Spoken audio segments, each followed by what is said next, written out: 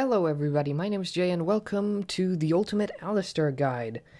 In this first video, I'm going to talk about the runes and masteries, and I think I'm going to make it short and sweet because there's really not too much to say about runes and masteries for really any melee tank support, in my opinion. What you're looking at right now is my rune page. As you can see, I have armor reds. There's not really any alternatives as far as your reds go. You can't really do anything else.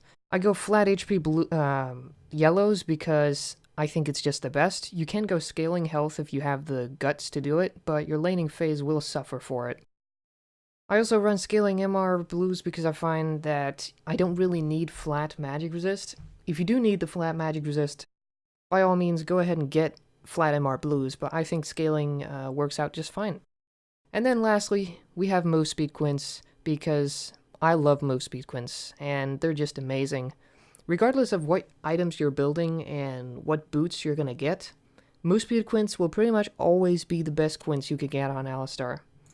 The alternative would be armor, because pretty much nothing else comes close. But I wouldn't really go armor quints on Alistar because you already have armor in your reds, so it's not necessary at all.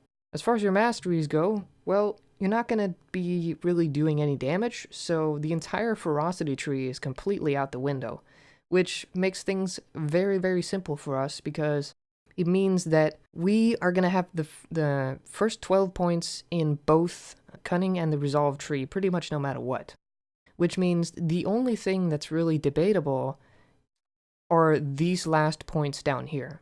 These points up here are already pretty much set in stone, especially the cunning ones.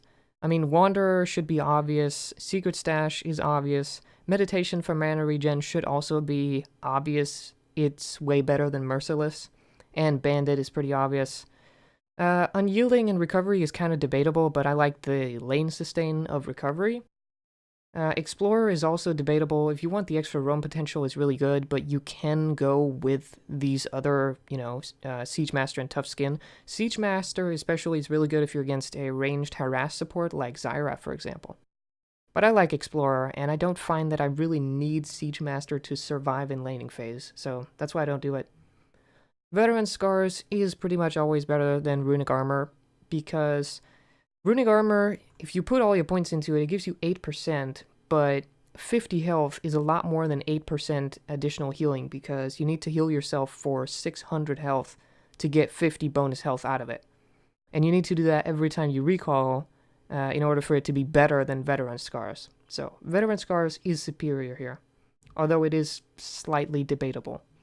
Insight is also debatable because Perseverance is awesome and so is Fearless. You can actually go with whatever you want, it's kind of personal preference. I like the flash cooldown more because when I play Alistar, I'm usually the engage of the team, so having flash off cooldown very often enables me to engage much more easily, so that's why I like Insight so much. As far as your last points go, you can go Thunderlords if you want to, and if you do, I recommend that you pick up Intelligence for cooldown reduction. Swiftness versus Legendary Guardian, they're both really good. You can kind of go with whatever you want. It depends on your preference.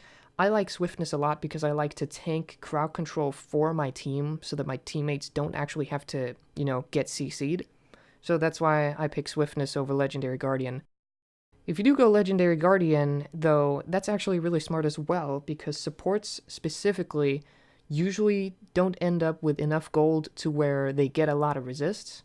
So getting the base resists from Legendary Guardian is really, really good for supports, specifically. So you can argue for both of them, but like I said, I do Swiftness. And lastly, we have Courage of the Colossus. Even after the nerfs, it's still the best keystone for Alistar, simply because you're always two people in the bot lane, so it's not really a problem that they kind of nerfed the base shield or whatever, because you're never really gonna 1v1 anyone ever. So Courage of the Colossus is pretty much always going to be worth it.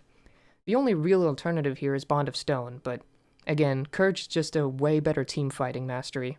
And that's about all I have to say about runes and masteries for Alistar. It's actually really, really simple. There's not a lot of stuff to choose between. Most of the debatable stuff is in the resolve tree. If you guys want to see the items that I use for Alistar, you can check out my other Alistar guide video. Other than that, I just want to say thanks for watching, and have a nice day. Peace.